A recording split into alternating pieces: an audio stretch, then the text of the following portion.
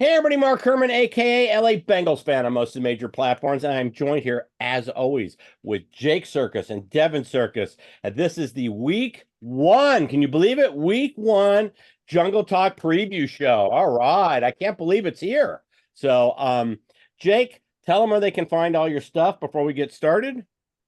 Yeah, I mean, I can't believe this is our third year of doing this. It's go by, and I remember coming on for one week. I think you needed an extra host, and I was on for 1 week, and you're like, yeah, let's just keep doing this. And now it's year three of this, so it's pretty exciting. Hopefully a better year for the Bengals than last year. But yeah, you can find me on Twitter at Jake Circus, and then the Jake Circus podcast on Spotify. We're back and running. We'll have a college football episode out on Saturday, or should be tomorrow, and then our normal Monday, Wednesday episodes going back every week. So yeah, we're locked and loaded. How did our picks do last week? I forgot which ones I Oh, gave out. okay. So your Jacksonville State was not a good one, but No, that was not fortunately, good. it was an early game and I didn't get on it. It had already All right, kicked. good. And so I said, okay, but Stanford covered and SC won outright. So, and Oh, I just great. look, Let's go. I teased both of them. I had Stanford plus 16. I mean, they were ahead for most of the game, and I had USC plus 11 and a half. And so All right. like, never ever were behind or even thought about either bet. So Always bet on those Pac-10 teams, baby. I always. took So a I took a little bit of a different route with SC. I got like a $30 free bet from one of the books, and I parlayed USC money line, and then I teased the under down. So it was 66, and I teased down to 60 and got it at that at like plus 180. So I got plus 180 and plus 190 for the money line at a parlay, and hit my free bet for like 8-1. So that was fun for the excellent. game Well, on I'm Monday. sure you got a couple picks for us at the end of this video, so Yes, as stay always. tuned. If before I forget, if you don't subscribe, please subscribe. It's all we ask. Support the channel. It's always been a show by fans for fans. Support channel, hit the bell so you know when our videos go up. We're going to do a preview every week, a recap right after the game. So please just support the channel. Tell any other Bengal fans you know about this show. That's all we ask. We never sell you anything or do anything like that. And hit the thumbs up. It helps us out a lot with the YouTube analytics. So let's just jump into the first biggest story. And I haven't seen a week where we've had more fake news about Chase's contract. Oh, it's coming tonight. It's coming tonight. I have a close friend, a cousin's gardener's nurse's neighbor told me, but I did just hear Florio say he thought it was coming, or a Sim saying on Florio's show that he's got word that there'll be something by tomorrow. That was what Wait, did you just quote Chris Sims?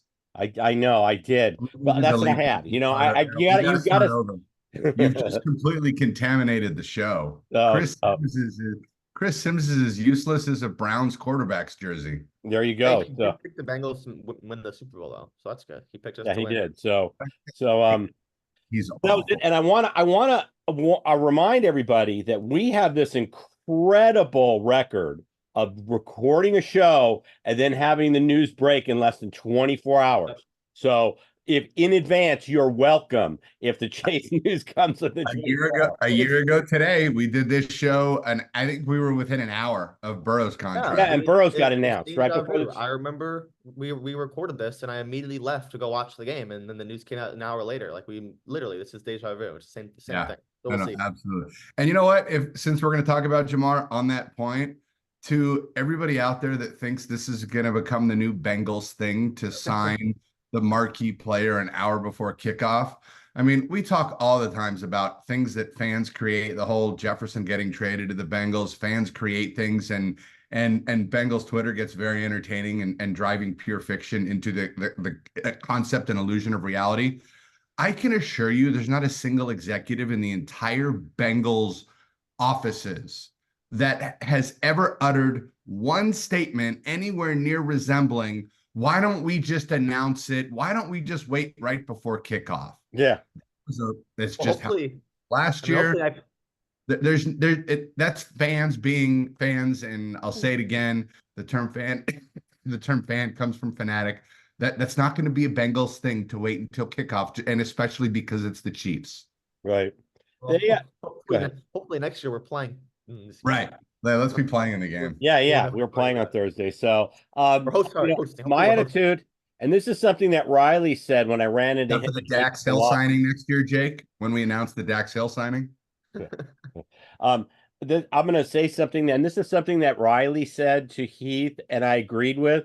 When I ran to him at the Lost 80 show a couple weeks ago, he said when CJ Stroud signs his extension, Burrow's contract's going to look like a bargain. It's going to be the same thing with Chase. You sign him now, and in a year or two from now, you're going to say, "Wow, he's really reasonably priced based on these other contracts." It's just the nature of it. All When relative. Stroud signs his extension, Burrow's going to look like a bargain. Right now, Mahomes looks like a bargain, and everybody was, "Oh my gosh, look how long his contract is." So, let's just get him signed. There's no reason for him not to be 100% in. I heard a story that he wanted to live on the same street as Joe Burrow, and he literally walked down the street near Joe's house where Joe had bought his house, and went door to door asking people, I'm Jamar Chase. I have a lot of money. I'd like to buy your house. And he eventually got a house on that street. So that's Challenge. A what's that? challenge. A challenge. You challenged? A challenge the validity of that story. All right. Well, I'm just telling you what I heard. I'm Sounds relaying it. cool. I love Not it. not saying Jamar told me the story. So let's get into. We'll do what we always do. We'll talk about things we feel good about, things we don't feel good about. I always like to start with the negative, so we don't fall. We end with the positive. So I mean, this is the largest spread of the week. I'm just hoping the Bengals aren't looking past this game. I hate to call it a trap game or anything like that, but we do have the Chiefs next week. We have the Jamar distraction. This is a lesser opponent. I mean, we are the largest spread of the week. This is a game we should win. I'm just hoping they aren't looking past it, because this defense is a stout defense. So, what are your thoughts there? I mean, they were supposed to be, and then Christian Barmore gets out with blood clots, and then Matthew Judon gets traded. So like I would say that the only worry that I would have going into this game would have been their their presence up front, but their two best players are not playing. I mean, Barmore's obviously injured. Hopefully he gets better. It's very serious injury, the same one that Chris Bosch had that cost him his career. Oh, really? And then they trade Judon. So like this, they're Keon White, Anthony Jennings, and Armand Watts, Josh Uche. Like that's what we're dealing with for the Pats. So it's not really scary. Their secondary will be above average, but again, Christian Gonzalez is coming off of an injury. So he's playing in this game, but there's nothing really such scary about this Pats team, and it's week one, so they have some new faces, some new obviously a new head coach and two new coordinators. Familiar friend Alex Van Pelt is going to call plays for Jacoby Brissett in this game, so there's a lot of unfamiliarity with the Pats. I just don't look past it. You're at home, just get out of there with the win. Obviously, there's certainly a lot of distractions with Chase and some new players for us. We'll see this new defense. So I guess the defense is supposed to look a lot more to the 2022 defense and the 2023 defense. So we'll see. But this is not there's no particular unit on the Pats that scares anybody, especially in week one. It's just a matter of, can the Bengals execute? Yeah. No, this is one. This is a game for us to go out and win. We don't want to snatch defeat from the jaws of victory. So, just stay focused. I optimally, I would love to see us just put this thing away and be resting people in the fourth quarter. That's optimally what you would like to see in a home game. So, Joe walking the sidelines in the fourth with a clipboard, high-fiving and talking to guys. So, Joe was doing that last year, week one. So hopefully it's a different score. yeah, exactly. So, but that's it. And then we're thin on both lines right now. Just in terms of, with the injuries, it's not a huge injury report, but that's the players we've lost. That's kind of where they've been. So, those are really my only concerns. I think this is a game where we should win it. Good teams win the games they're supposed to win. This is one of those games that, we have to help the New England. If we don't win this game, we've helped them out.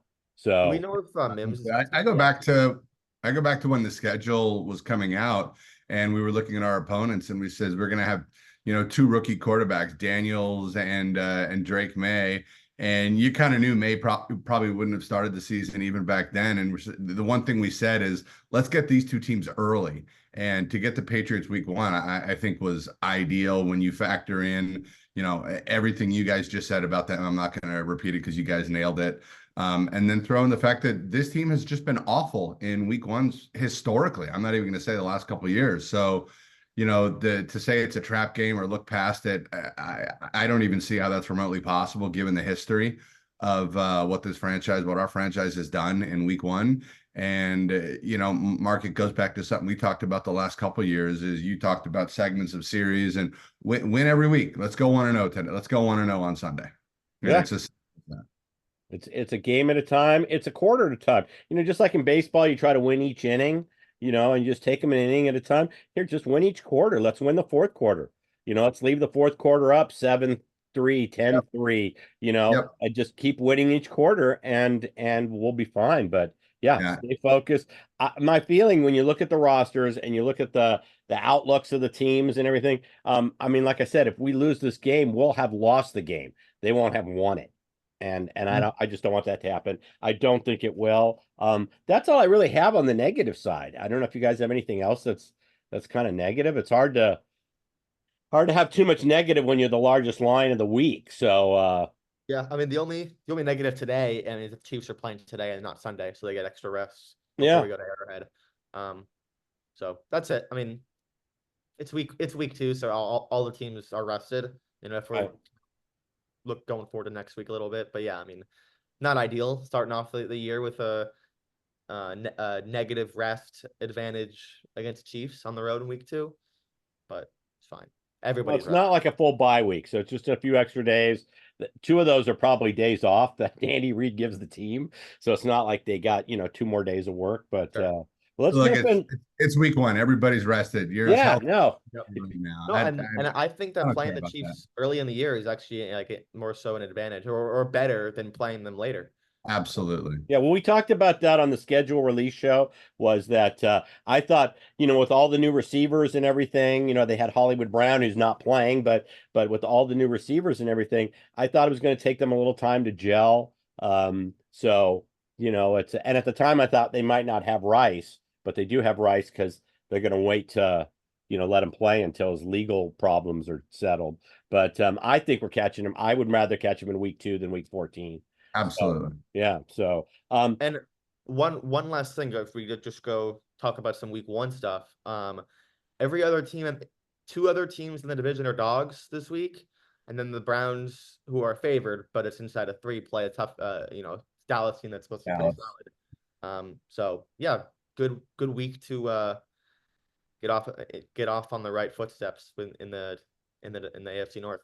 hey, get up there 1-0, win next week 2-0, and just keep staying at the top. Let everybody look up to us. So the positives, and there's a lot of them. I mean, we're a more talented team. We can go through the rosters and all that. This is also I've said it on the last show. This is the first full training camp and preseason Joe's had. I mean, he's put First on time he's weight. ever He looks been great. He's passing healthy. some. Yeah, Yeah. I don't. This is the best we've been coming into a year for Joe Burrow. So, I mean, you have to really be excited about that. Yeah. Yeah. No, absolutely. Saying that, It's been. go Go ahead. ahead, Jake. No, you go Okay. ahead. It was just one thing after another. I mean, we've gone through, I don't know to recite it, I still know it, but we all know it. And, it was either last year or the year before he went on the field for one series and handed the ball off 3 times. I think that was 2 years ago. First time we saw him throw a pass in the preseason. And we've seen what has happened to this team in the first 3-4 weeks every year in Joe's career. It's been a slow start. And the last couple of years, the 2 years we made the playoffs, the schedule was loaded at the back end. And on the preview show in the beginning of the season, it's like we got to be, 7-2 before we hit the back end, and we weren't, and we were worried. And then team rattles off win after win against better team. This team has all the potential in the world to win the Super Bowl this year. I mean, this team could go 13-4 and win the Super Bowl. Yeah. If they stay healthy, if things go right, get off to a good start. Like, we don't even know what it's like to be 4-1 with Joe Burrow. We've never seen anything close to that. And, God forbid we have a fully normal training camp. You throw the Jamar in this year and, maybe we'll get a fully normal next year, but is there a normal in the NFL? Who knows? But Uh, Joe is there were a lot of talks about this wrist injury. There was that one idiot doctor on Twitter that was saying he'll never be the same. He knows this injury, blah, blah, blah. No quarterback has ever. All the talk on Joe. Now he's got the injury label, injury prone label on him. And look, we know Joe better than anybody. And if there's anything this man wants to do is he wants vengeance. He wants revenge. He wants to show everybody he wants to be the best. And look, I'm just excited to pull up on the couch and watch the first of hopefully 20 or 21, if we're not the 1 seed games starting on Sunday. Yeah, no, it's and remember that when Tommy John got hurt and he had his surgery, no one's ever come back from this. Oh my gosh, this injury, and now it's known as the Tommy John surgery because he was able to come back and have a successful career. So, I don't. Every injury's different. And he's looked fine. We've all Yeah, seen no, him he in looks camp. great. We saw him on that first drive. He looks fine. And Look I great. like the more weight. Hopefully it'll help him. Defense I really think is going to be I'm gonna we lost a lot on the back end. We brought Von Bell back on a bargain. He wants to be here. He's already been paid. Thank you, Carolina. I think the defense is we're gonna see what we had in 22. I really do. I think we're gonna see more of that defense. So Yeah. Battle and Bell. I think that I'm really looking forward to that. So, Well, the one interesting thing about that, and I was going to ask you guys because I have not read the deep stuff like I normally do. It looks like Gino and Vaughn are starting with Battle as the third safety, and DJ Turner is also not starting. Dax is starting at corner. Obviously, yeah. Hilton in the nickel slot. I'm just curious. You guys are probably a little more read on that than me. Thoughts on the two youngins from last year not starting and what that means? Is it a step back for them, or are we just better? Well, what do you guys make on that, and what do you look for there? Who was the other young guy? Battle, you said? Battle and Battle DJ and Turner. starting? And Battle Turner. and Turner. Well, Second. Battle was never going to start because you have Stone and Right. Bell, or Okay. yeah, Stone and Bell. But I mean, look, we ran a lot of 3 safety sets in 2021 and Yeah. 2020. We couldn't do that last year. Now we can. So like Battle's gonna play. I mean, Battle's gonna play, especially on. I would think that Battle plays on rundowns more because he's so good in the box and can play downhill. And then same thing at corner. In their dime packages, DJ is gonna have a really important job. He'll be in there, and then they'll rotate throughout. But like having secondary depth is not a problem even if it's at the expense of not giving second year players 50 snaps a game. You don't necessarily want that with your team. You want to be able to still ease them in and, can rely on them when an injury eventually happens. Yeah, no, it's when I'm looking at the secondary and defensive backs, I always think about, the 3-4 corners and the 2-3 safeties and kind of as a group because you're constantly mixing and bringing in different packages, nickel packages, dime packages. Like Jake said, 3 safety set. So, I kind of wasn't throwing stone to the curb. We're going to be rotating in different plays. They're all going to get plenty of time. I think this unit wants to just succeed. I don't think they really care the difference between 35 and 45 snaps. I don't think that's in their head. Dax Hill looks ready. Game 1, he was out there at corner and a preseason, and he looked like he was already ready to play. Had a near interception that if they had actually reviewed, I think was an interception, but it's preseason. You're not going to run a challenge and stuff, but Dax Hill looks fine at cornerback. I'm not worried about that at all. If Dax and DJ Turner have good seasons and are like noticeably better than last year, this can be a lockdown defense. Just Yeah. With CTB on the other side, yeah. Like I said, I'm really excited. I think Lou finally has the pieces back. We could have done without the injuries on the defensive line, but I think Lou's got everything we need to return right back to form. Yeah. So and you hope that Jenkins is good, and you expect Rankins to be in there the whole year, hopefully. But yeah, I mean, the one question mark is the toughness and strength up front, and on the interior of the defensive line. But you have guys that can be good there. So it's just we'll see. yeah. See it. Emergence of Chris Jenkins. Well, Oh hopefully. yeah, and and the last thing I have that I mean we got a home opener. I mean this we got a home opener during a season where the outlook is so high. I mean expectations are so high. You know, like you said, let's experience a 3-1 start with Joe Burrow. I mean we just haven't been there. He's And they're bringing playing in good catch up all karma the whole time. and they're bringing in good karma with the ruler of the jungle on Sunday. Did you see that one? No, who's coming in? Danny Hurley Oh, there you go. of the whiny Hurley brothers. The whiny Hurley brothers. Hey. I support anybody who wants to bring that winning vibe into the jungle. So, Yeah. and I'm that's just glad they didn't accidentally bring Bobby in from Tempe. yeah.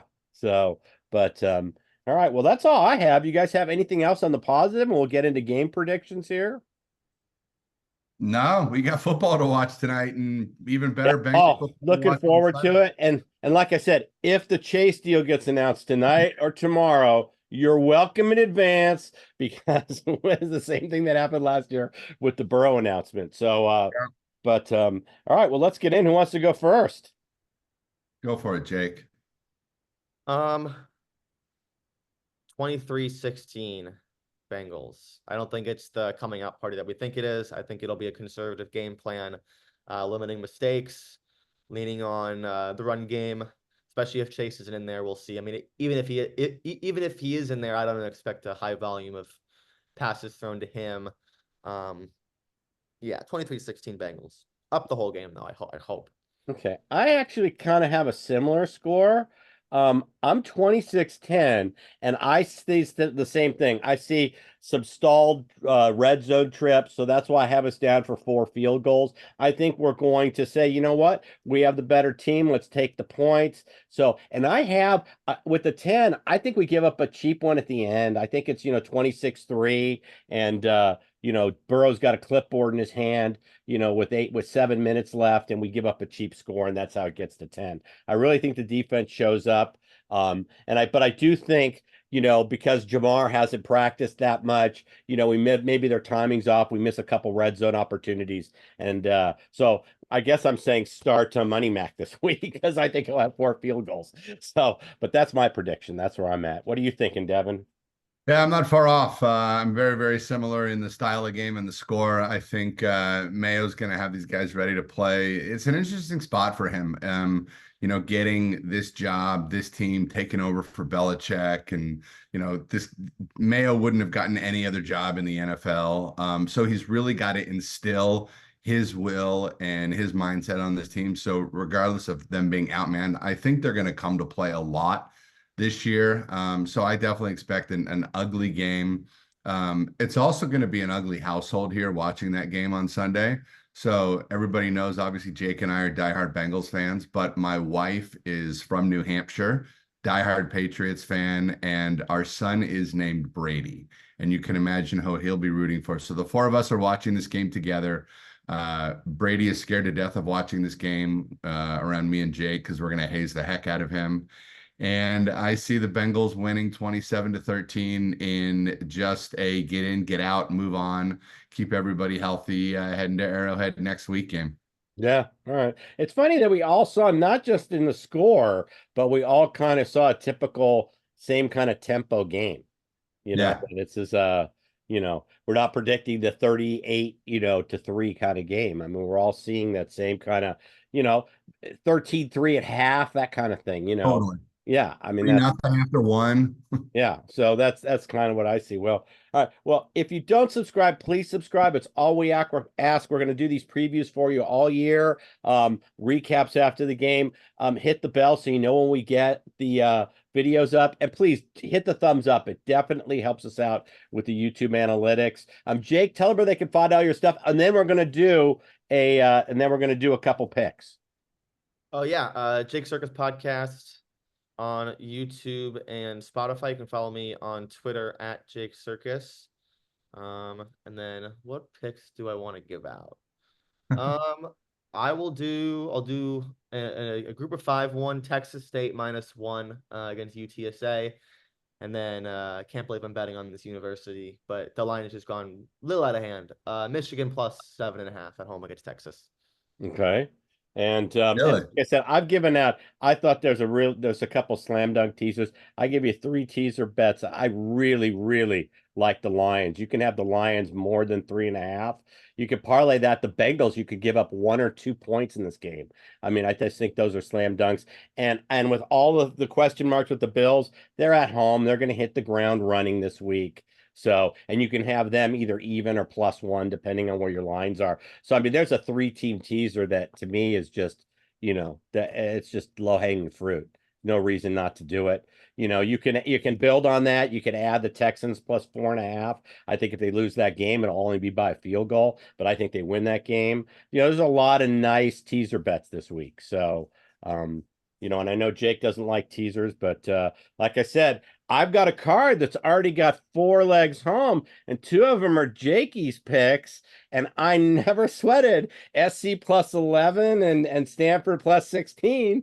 Didn't even think about it. So those are the kind of bets you like, where you just kind of look, it's 10-10 at half. You go, yeah, I like my 11.5. So Jake and I have this discussion every year. The hardest thing in the world to bet is week 1 in the NFL, but the most fun week to bet in the NFL is week 2 because you get the reactions. yeah. Oh, and you get the teams that started 0-1. So a lot of times you're not even looking at the line. You're saying, hey, this team started 0-1. They're going to come out and crush this next week, because you have teams. So I do like week 2 a lot. So that's a good point. So, all right. Well, like I said, please subscribe. Check out Jake's podcast. It's awesome. And we will be back right after the game with the recap. And hopefully we're 1-0. And I'm going to say, hoot, everybody. All right, Jamar Chase is on the field right now, Right. going through walkthroughs dressed. There you go. I'm telling you, you're welcome in advance. The announcement will come later tonight or tomorrow. So, all right. Take care, everybody.